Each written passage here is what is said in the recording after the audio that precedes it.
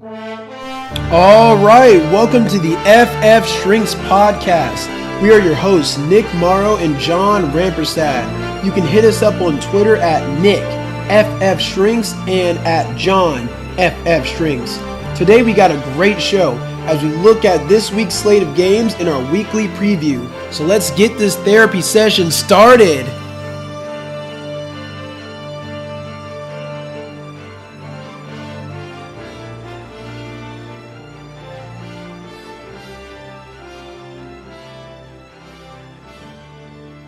It's here, John. It's finally here. You all know what we're excited about. Championship weekend in fantasy football.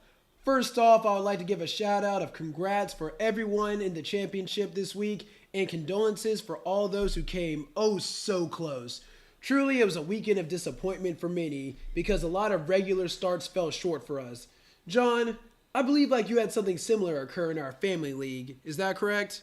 Yeah, unfortunately, I had Leonard Fournette. Heard that he was going to be out. This whole time I didn't even have Chris Ivory on my roster. I was like, I'm never going to go with him anyway. Decided that it was a safe play. Watched Chris Ivory get stuffed on the goal line, 3-4 times?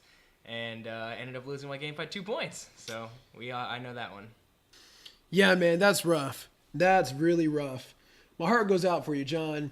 But it's not just you. My heart goes out for all the Antonio Brown owners, the Russell Wilson owners, and anyone out there that went through those unfortunate circumstances that really hampered their opportunity to go to the championship this week. But with all that said, it's time to get into our weekly preview. So let's get it going. First game of the docket, we got Indy at Baltimore. And god dang it, the first thing we got to talk about is Joe Flacco. I hate Joe Flacco. I really hate Joe Flacco as an NFL quarterback, but this is fantasy. And in fantasy, the last 3 weeks, Joe Flacco has been a 20-point quarterback in 3 straight weeks, and now he has the soft Indianapolis defense coming up with him and his team trying to get into the actual playoffs.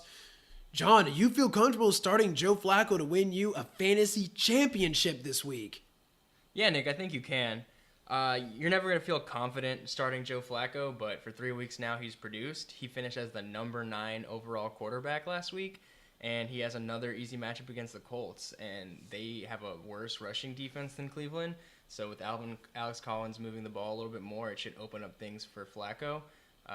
If you don't have a better option, go ahead and throw Flacco in. Speaking of Alex Collins then, John, should we be worried? Like I said, the main theme we're going for today is championship starts. This is our last chance we have to do it. And after the last game, he played Cleveland, 12 carries, 19 yards. Not very impressive.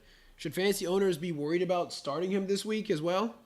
I wouldn't be worried this week. Alex Collins was running really well the games prior. This was a little bit different. He only got 12 rushing attempts, which is a little bit less than he's been getting.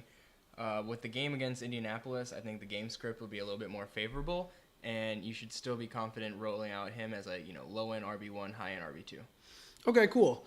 Glad we have that on the record. What about the Ravens defense then? There's a lot of people that are in the championship this week because they're able to ride out the Ravens defense and their dominant performance.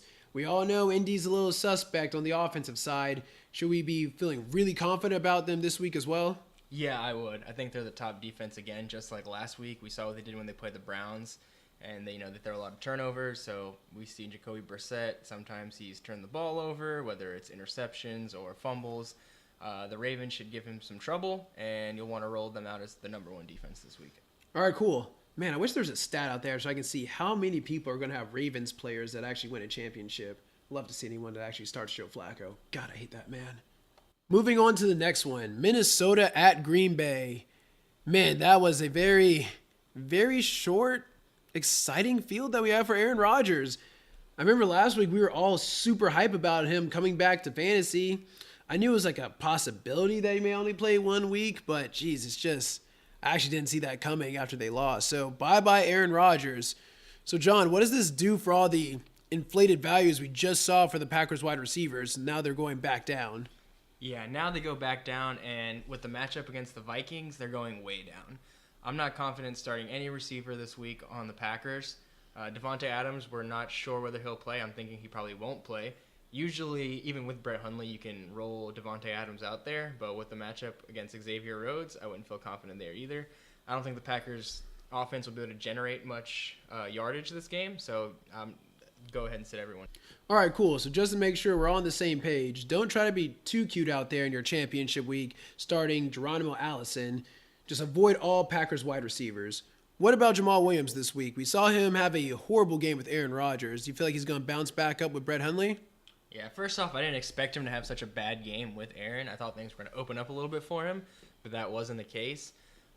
This week against the Vikings run defense is really tough, so I'm actually less confident, especially when they'll easily be able to stop Brett Hundley through the air.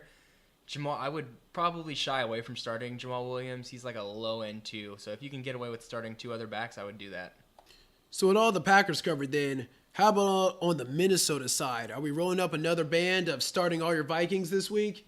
Exactly. You're going to start all your Vikings. I know last week Adam Thielen let us down, which probably sucked because I know a lot of players rode Adam Thielen all the way to that Week 15 matchup, so he definitely let some people down there.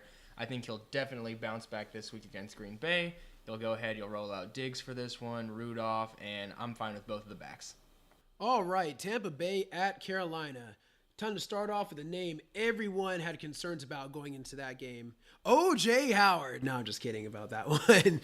But seriously, O.J. Howard is out this week. So with him out, how do you feel about Cameron Brate this week, John? I know the last few weeks we saw him kind of getting phased out of the offense in favor of Howard.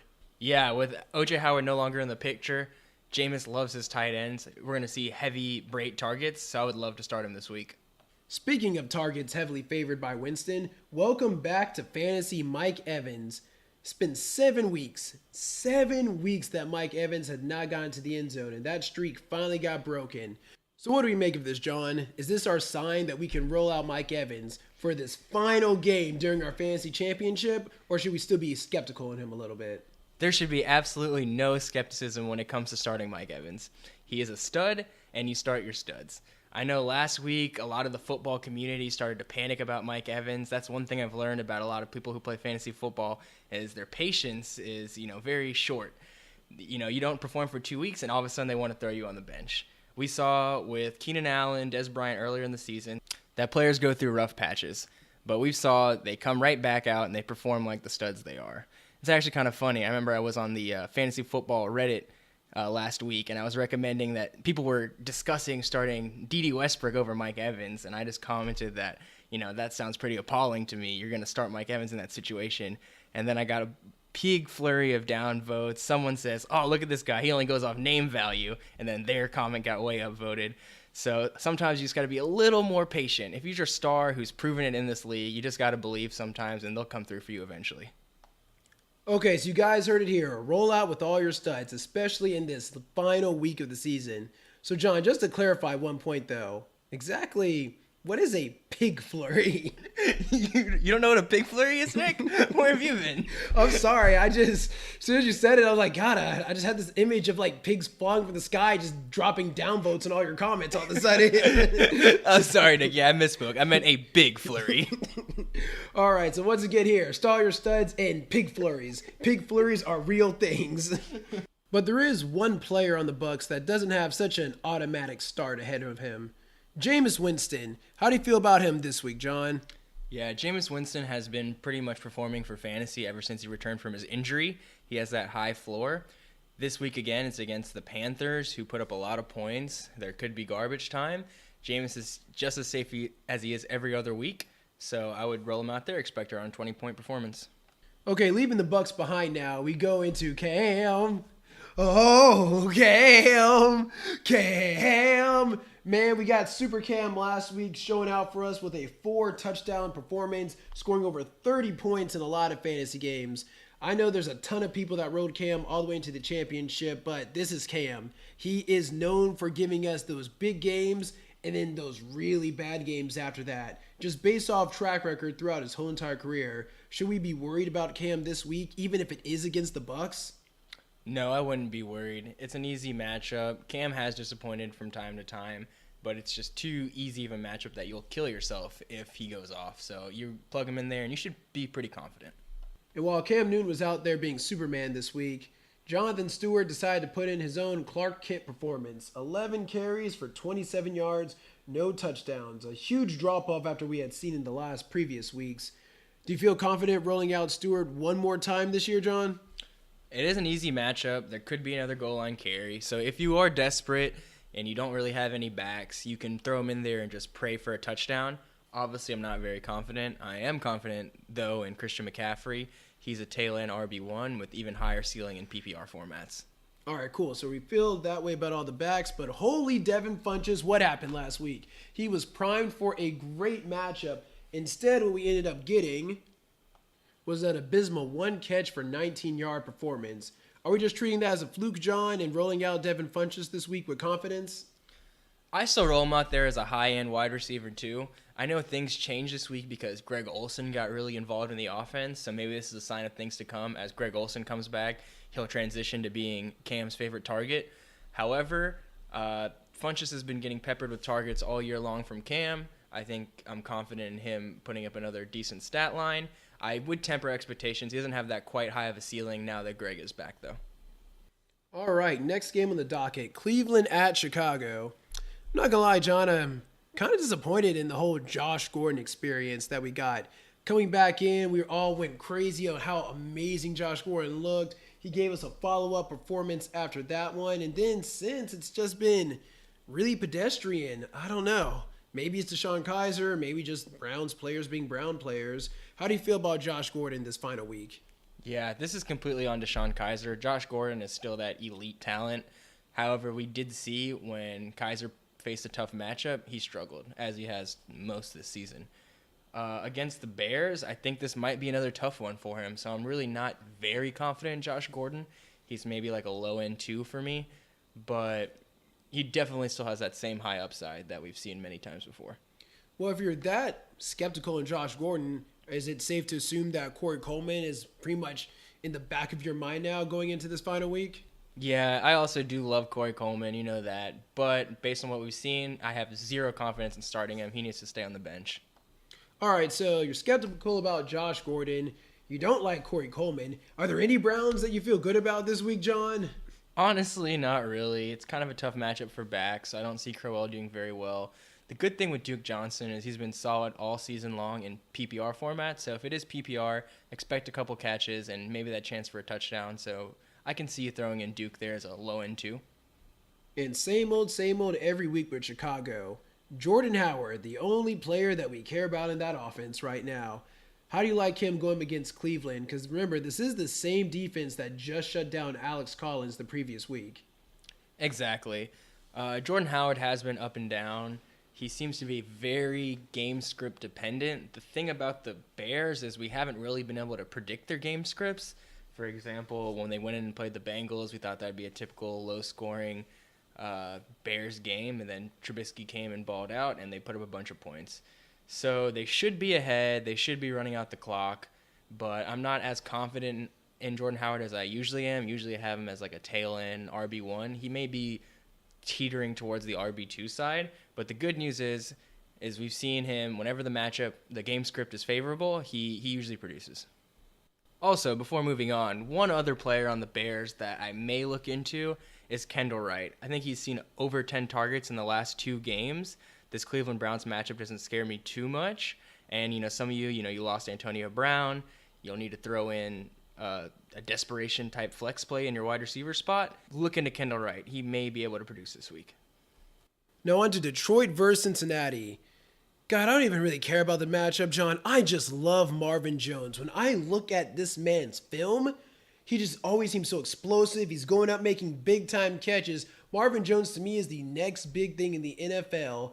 Granted, yes, Golden Tate does take some of his target share away from him, but I feel like him and Matthew Stafford have really developed a connection for. And I gotta kind of pat us on the back on this one. I feel like when the rest of the world was afraid of Marvin Jones and thought of him just being like a one-trick pony earlier during the season, we stayed on the course, kept believing in Marvin Jones, and he has paid off for a lot of people in fantasy. So definitely proud of us on that one.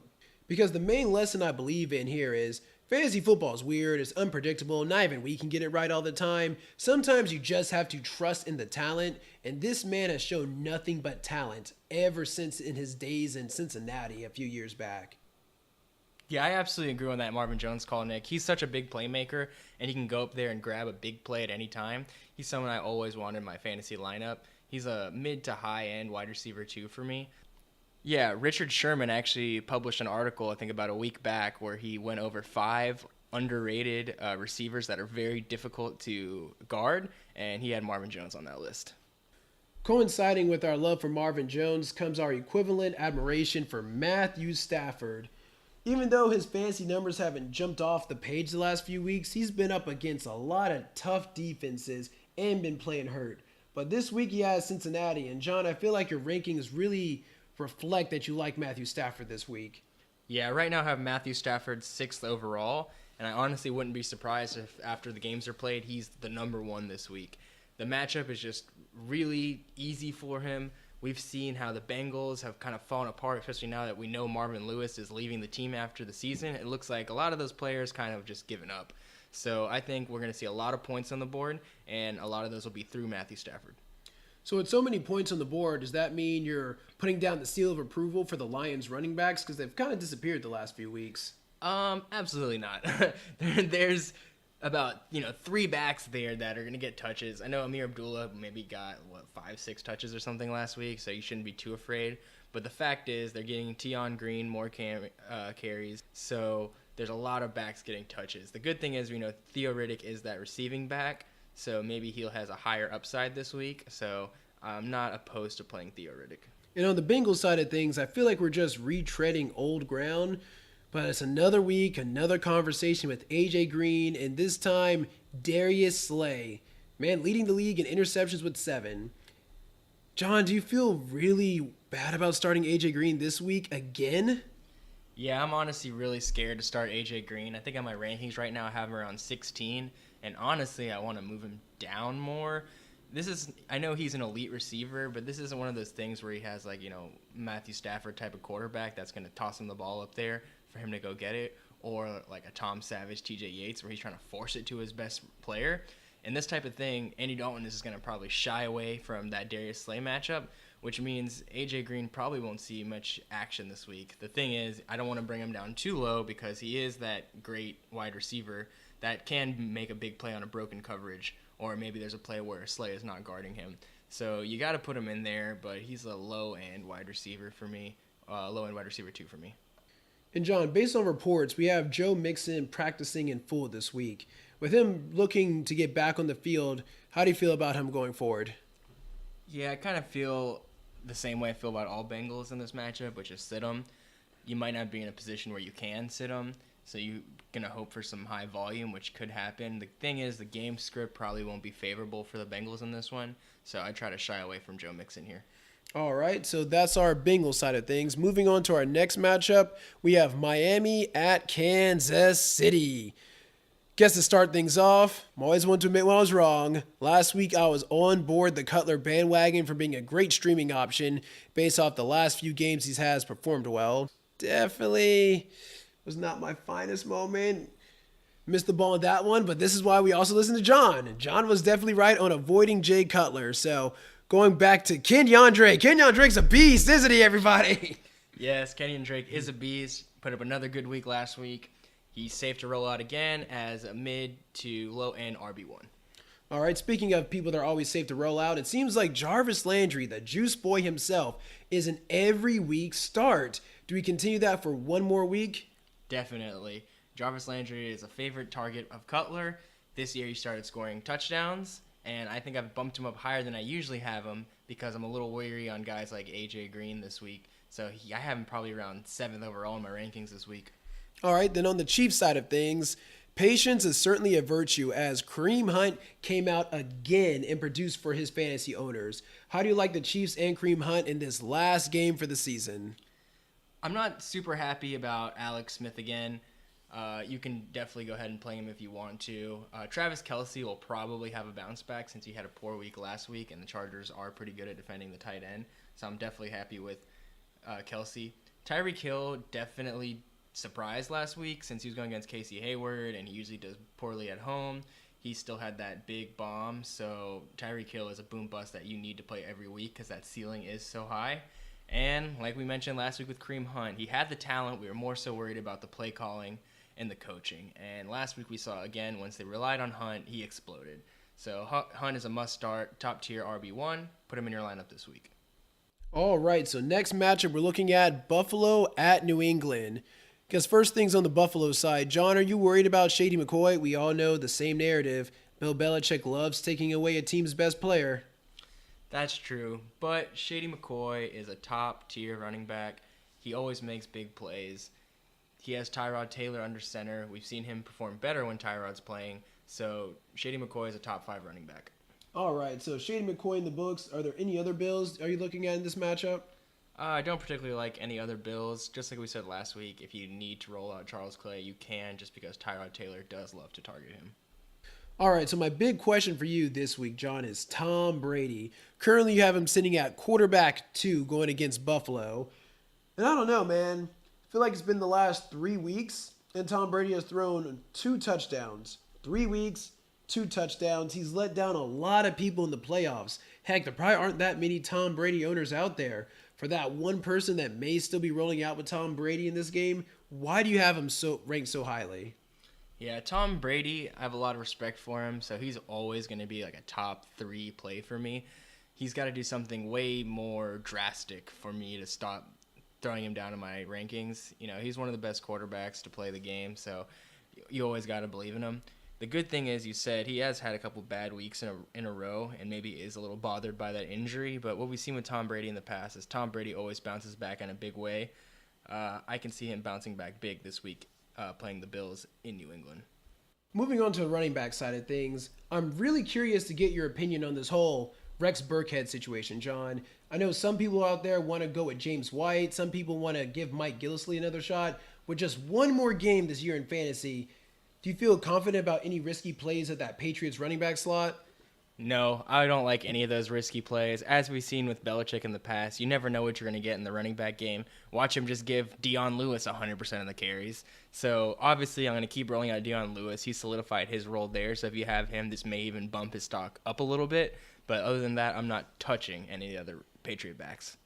Now on to probably one of the easier matchups when it comes down to analyzing anything. Atlanta at New Orleans. John, is it time for us just to roll out all our Saints against the Atlanta defense? Definitely. We all know Mark Ingram and Alvin Kamara have been putting up big weeks, week in, week out. You can definitely play them there. Michael Thomas has come on a little bit stronger, scoring some more touchdowns in recent times. You can play Michael Thomas. And Drew Brees has proved that he's always a high floor play, so you can be comfortable rolling him out too. Okay. On the Atlanta side of things, we know people may not start Matt Ryan unless they're really desperate, especially after that 3-interception game last time they played. Devontae Freeman, automatic start, no questions asked on that one. But Julio Jones going against Marshawn Lattimore. The rookie has proved to be very difficult for a lot of receivers. With this week and Julio having some on-again, off-again weeks, how do you feel about Julio in this last game of the season? Yeah, obviously don't love Julio. It's a very tough matchup for him. But like when we talked about other stars, Julio can always make that big play. Julio loves to have those huge 250-yard receiving games. So and you never know what kind of things could happen. Maybe Lattimore isn't guarding him as much this game, or there's a series where Marshawn Lattimore doesn't play. You can't predict things like that, but you're going to be very angry again if Julio has that huge game and you see those points sitting on your bench. So he's not that top tier wide receiver 1 this week, but he's more of a mid wide receiver 2, and most scenarios you're going to play him. All right, then moving on to the LA Chargers versus the New York Jets. John, I want to hear your opinion on the whole narrative that we have of Robbie Anderson. After having a great start and him still getting all these targets, even if it is from Bryce Petty, do you feel confident with him going out there, even with the target share he has?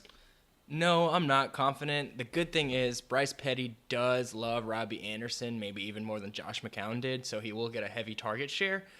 The thing I'm worried about here is this matchup against the Chargers, offensive struggle against the Chargers, and Casey Hayward has been a great corner. That being said, I still like Robbie Anderson as a desperation flex play or wide receiver 3 because he does have that big boom potential that only takes one play. Well, that about covers it for the Jets. On the Chargers side of things, is this a big bounce back week we're looking for after that disappointing setup against the Chiefs this past Saturday?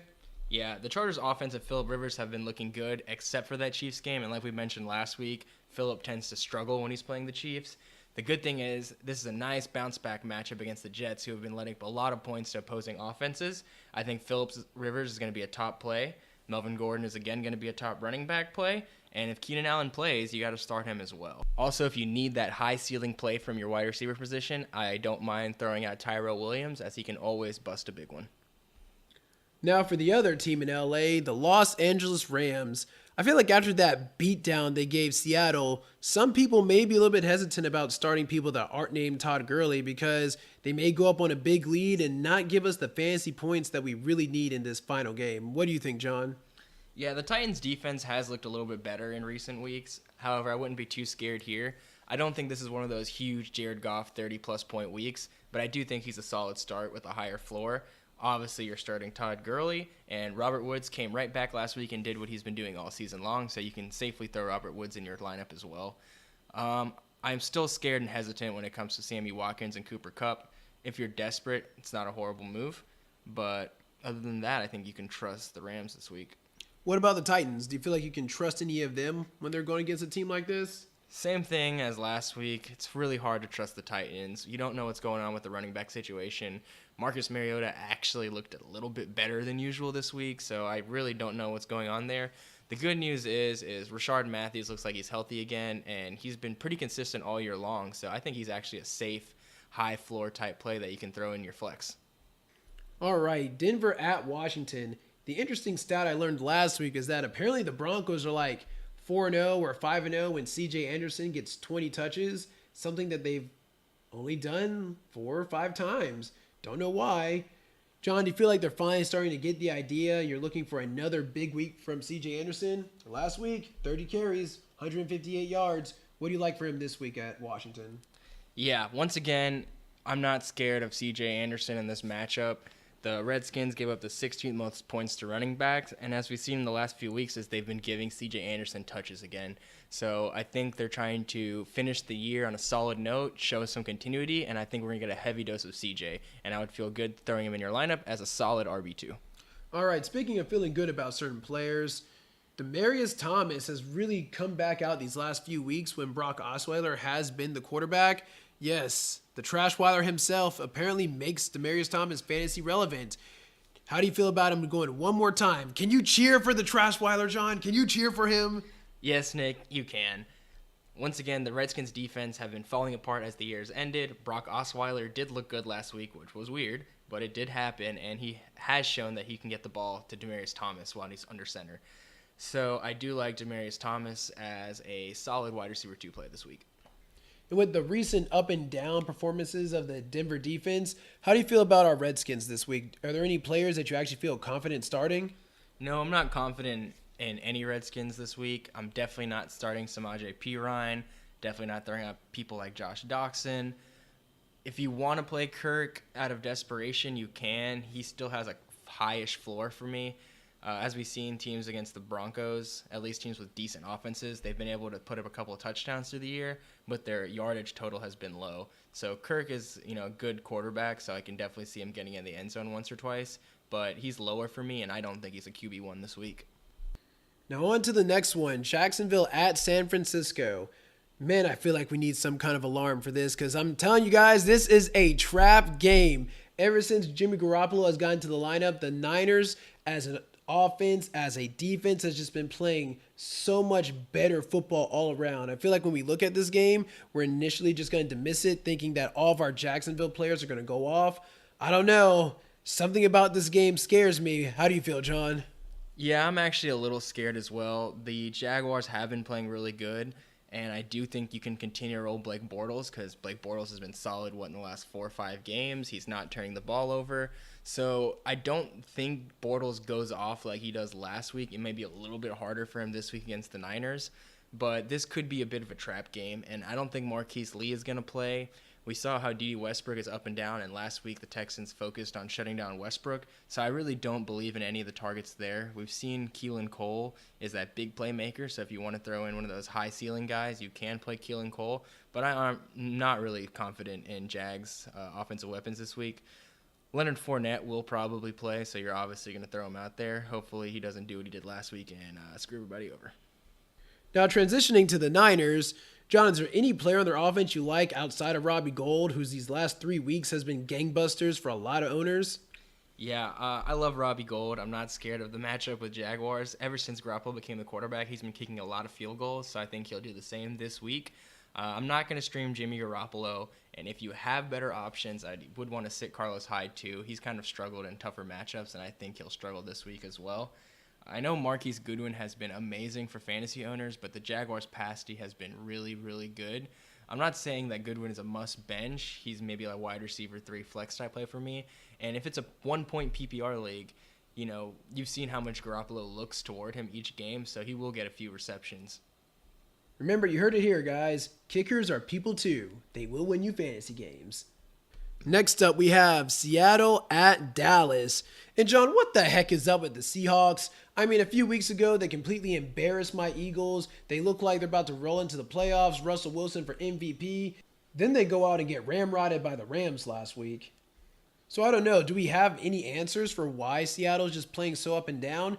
Yeah, I'm a little confused about the Seahawks right now. The good news was last week was a division matchup, and we always see those type of games being super weird. So I do think this is going to be a bounce back for their offense, especially Russell Wilson. He's been the top quarterback this year, so you can definitely plug him in and feel safe this week. I hope he didn't ruin your team because that was a real dud last week. One thing, though, on the bright side was there weren't many quarterbacks that were expected to finish in the top 10 that finished in the top 10. We only saw Cam Newton, Aaron Rodgers, and Case Keenum finish in the top 10. The rest were streamers like Jameis Winston, Nick Foles, Blake Bortles, Joe Flacco, those type of guys. So hopefully you're able to stick it through and feel confident throwing Russell Wilson in this week. Speaking about feeling confident for players, how do you feel about Mike Davis? I know he's one of your players that you really banged the table for these past few weeks. Did that last performance kind of scare you off a little bit, or do you feel confident rolling him back out there for one more week? Yeah, that definitely did scare me. You can see that he's very game script dependent. As soon as the Seahawks went down, we saw mostly J.D. McKissic, and Davis didn't look as dominant as he has in previous weeks, where he only rushed for 19 yards, so he didn't quite have that 4 yards per carry that he's had in previous games. So he's a desperation RB3 for me, because if the game script is favorable and he is able to get touches throughout the game, there's a very good chance he'll put up good yardage numbers. So based off of your positive response for Mike Davis, I can only assume that you feel really good about Doug Baldwin and Jimmy Graham coming into this week as well. Yes, I am. Doug Baldwin is a top, wide receiver 1 play for me on most weeks, and I think he is this week as well. The Seahawks are going to bounce back this week, so that would mean more involvement for Jimmy Graham. He's usually like what they use instead of a goal line back. So I know he killed your team last week, but if you did make it to this week, there's a good chance these guys bounce back. Okay, going on to Dallas now. John, you got to tell me, are you buying into the hype? Will Zeke Elliott get 200 yards versus Seattle and continue this whole entire rushing, destroying performance that Todd Gurley started last week? Yeah, I don't know about 200 yards, but I definitely am buying into it. We saw what Todd Gurley did to them last week, and Zeke just had 6 weeks to rest his body, and I heard that he was working out the whole time. So we've seen what that offense looks like with Zeke. If you happen to make it this far and you have Zeke to play, go ahead and play him, and he has a chance to be the number 1 overall back this week. All right, so we feel pretty good about Zeke because never really had a drop-off. But what about Dak? He's been up and down all year. Even last week when we really started buying back into him, he gave us that dud performance versus the Raiders. With Zeke back in the lineup with one more chance to win your fantasy title, how do you feel about Dak? Yeah, I hate having my fantasy title ride on Dak, but the good news is he's looked pretty good all year when he's had Zeke in the lineup, and Seattle has been struggling against opposing quarterbacks. So if you have to play Dak, I don't mind it. He's like a low-end QB1, high-end QB2 for me this week. All right, so we have Zeke and Dak Prescott being players we can roll out this week in our championship with confidence. What about Dez? Are we going to give Dez one more ride? I'm never the biggest Dez supporter. He was a big playmaker in the past. I think he's getting a little bit older and he isn't quite the same player he used to be. But he does have that high ceiling to break a big play like we saw a couple weeks ago against the Giants. So he's more of a mid-tier wide receiver 2 for me. All right, next game we have up is Pittsburgh at Houston. Feels like the main question on everyone's mind is which wide receiver do you like more? Juju Smith-Schuster or Martavis Bryant following the Antonio Brown injury? Yeah, this depends on your league setting for me. Martavis Bryant has shown whenever there's a receiver that's out due to injury, suspension, whatever, he's the one that's kind of come in and had a uptick in targets, and he has scored some touchdowns in those games, like last week. So if you need the touchdown, you're in a standard league, I think Martavis has the higher chance of scoring a touchdown. However, if you're in more of a PPR type format, I like Juju Smith-Schuster better because he seems to be more of a favored target for Big Ben. I think he got 6 compared to Martavis's 5, so it's not a huge difference, but I do think Juju will get more targets this game. And despite how much you like either one of those receivers in this matchup, overall, how do you feel about Big Ben as a whole? Without Antonio Brown out there, even if it is against the Houston defense, do you feel like a little bit skeptical on him? Yeah, I am a little bit skeptical. Not only does he not have Antonio Brown, but Big Ben usually does worse on the road, and this one is in Houston. So even though it's a very easy matchup, we saw Blake Bortles destroy them last week, I'm not going to go ahead and put Big Ben as like a top 5 quarterback or something like that. He's more of a high-end QB2 or a low-end quarterback 1 for me, just based on his track record on the road. I can definitely understand what you mean on that one. Big Ben and the Steelers have shown a propensity for playing down to competition for the last few years. Moving on to the Texans side of things, we sat Lamar Miller. We pretty much buried Lamar Miller in our rankings last week. How do you feel about him this week? Yeah, I'm going to go ahead and do the same this week. I think he was out-touched by Alfred Blue last week, so there's no confidence in starting him. If you have anyone else that you can play over him, I would go ahead and do that. And with us pretty clear on the whole Lamar Miller situation, obviously there has to be some kind of skepticism for DeAndre Hopkins, right? Absolutely not. I know last week DeAndre Hopkins ended up on the injury report like on Thursday, so people got a little worried and then maybe thought, ooh, now I have a reason to bench him since he's going against that vaunted Jaguars defense with A.J. Bowie and Jalen Ramsey. However, DeAndre Hopkins came out there, put up a nice yardage stat line, and got in the end zone. So any week you start DeAndre Hopkins, he's my number 1 overall wide receiver this week. In the last game of the weekend, Oakland at Philly. Holy Michael Crabtree. That man had 17 targets with Amari Cooper out. 17 targets, including the 13 he had from that last week. The man had 30 targets over the last 2 games. How do you feel about Michael Crabtree going up against the same Eagles secondary that allowed the likes of Sterling Shepard and Tavares King to destroy them this past week? Yeah, I don't know what to think about that one because the Eagles' defense has looked really good all year, and then a matchup that everyone thought they would just manhandle the opponent, the Giants come out and Eli has his best game of the year. So I don't know if that's the new norm to expect or if that was just a fluke. But the good thing is Crabtree does get those red zone targets, and maybe I'm not as high as I usually would be on him, but I think I have him as a mid-range wide receiver too because he does love to get in the end zone. So with you being fairly good on Michael Crabtree this week, how would you feel if Amari Cooper looked like he was actually going to play this game? If Amari Cooper looks like he's going to play, we saw him re-injure his ankle once before, so I wouldn't be really confident throwing him out there. Maybe he's like a flex wide receiver 3 type option for me, but I don't think that hurts Crabtree. All right, the Eagles' pass defense has certainly been something that opposing teams have been able to take advantage of, but they really have made their bread and butter on defense through their amazing run-stop potential each and every week. With that said, how do you feel about Marshawn Lynch coming against this stout front? I still like Marshawn Lynch. We saw Orleans Darkwa still got in the end zone last week, I think on a 1-yard rush. So Marshawn Lynch has the potential to get into the end zone. He's also gotten double-digit fantasy points in, I think, 5 of the last 6 matchups in .5 PPR formats.